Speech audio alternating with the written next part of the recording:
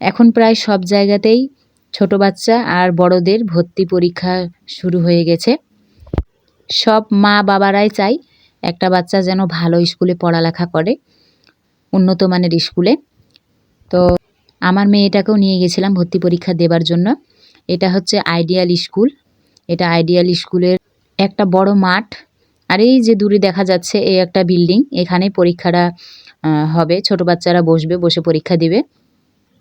আর মাঠেতে দেখতেই পাচ্ছেন প্রচুর মানুষ।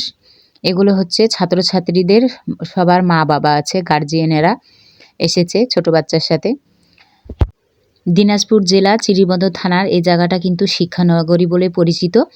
এখানে কিন্তু ভালো পড়ালেখা হয় বাচ্চাদের বা বড়দের, সবাই ভালো রেজাল্ট করে।